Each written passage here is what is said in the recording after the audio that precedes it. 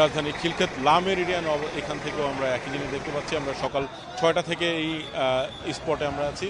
আমরা আপনাদের ইতিমধ্যেই দেখানোর চেষ্টা করব এখানে যে বিএনপি নেতাকর্মীদের সুশৃঙ্খলভাবে রাস্তার পাশে তারা এখানে দাঁড়িয়ে আছেন। এই লা মেরিডিয়ান যে স্পটটি এখানে মূলত ঢাকা জেলা বিএনপির জন্য এখানে নির্ধারণ করা হয়েছে। ঢাকা জেলা বিএনপির নেতাকর্মীদের সাথে নিয়ে এখানে তারা অবস্থান নিয়েছেন তারেক রহমানকে স্বাগত জানানোর জন্য। আমরা সকাল থেকে দেখেছি এইখান থেকে মিছিল নিয়ে ঢাকার বাহির থেকে অনেক নেতাকর্মীরা যাচ্ছেন এবং তারা উত্তরা থেকে টঙ্গী থেকে শুরু করে তারা হেঁটে হেঁটে 300 ফিট তারেক রহমানের যে সংবর্ধনার যে স্থান সেখানে তারা যাচ্ছেন। আমরা দেখেছি সকাল থেকে কক্সবাজার, কিশোরগঞ্জ এবং উত্তরের যে জেলা খুব কাছে ঢাকার কাছের গাজীপুর, ময়মনসিংহ, শেরপুর, জামালপুর, টাঙ্গাইল, চুয়াডাঙ্গা অঞ্চলের নেতাকর্মীরা এখানে মিছিল সহকারে যাচ্ছেন এবং খণ্ড খণ্ড মিছিল নিয়ে যাচ্ছেন। সকাল থেকে এখান থেকে যাচ্ছি, এখন পর্যন্ত 6টা থেকে যে মিছিল শুরু হয়েছে সেই মিছিল এখনও থামেনি। একের পর এক ছোট ছোট মিছিল নিয়ে তারা মূলত এইখানে আসছেন এবং 300 ফিট তারেক রহমানের যে সংবর্ধনা স্থান সেখানে যাচ্ছেন। আপনি দেখতে পাচ্ছেন যে এখানে অসংখ্য নেতাকর্মীদের ভিড়, তারা এখানে দাঁড়িয়ে আছেন।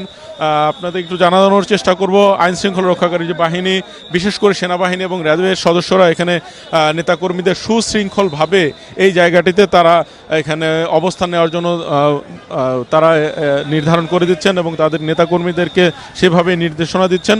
আমরা নেতাকর্মীদের সাথে কথা বলেছি, তারা বলছেন তারেক রহমান যেহেতু 17 বছর পরে বাংলাদেশে আসছেন, নেতাকর্মীদের মধ্যে ঈদের একটি আমেজ বিরাজ করছে এবং এই ঈদের আমেজ বিরাজের মাধ্যমে তারা দেশের রাজনীতিতে একটি গুণগত পরিবর্তন চান। নির্বাচন নিয়ে যে ধরনের একটি ধোঁয়াশা ছিল, নেতাকর্মীরা বলছেন তারেক রহমান দেশে আসার মাধ্যমে তারা এই নির্বাচন নিয়ে যে ধোঁয়াশা ছিল এই ধোঁয়াশাটা কেটে গেছে এবং আগামীর রাজনীতিতে বাংলাদেশের একটি গণতান্ত্রিক দেশ হিসেবে এই তারেক রহমান আসার মাধ্যমে বাংলাদেশ গণতান্ত্রিক দেশ হিসেবে এখানে একটি সুন্দর গণতান্ত্রিক দেশ প্রতিষ্ঠিত করবেন এবং আগামীতে বাংলাদেশের বিগত সময়ে যে ফ্যাসিবাদী শাসন ব্যবস্থা ছিল এই শাসন ব্যবস্থা থেকে সুন্দর সুশৃঙ্খল একটি সুন্দর মানবিক বাংলাদেশ গড়ার মাধ্যমে তারেক রহমান ভূমিকা রাখবেন।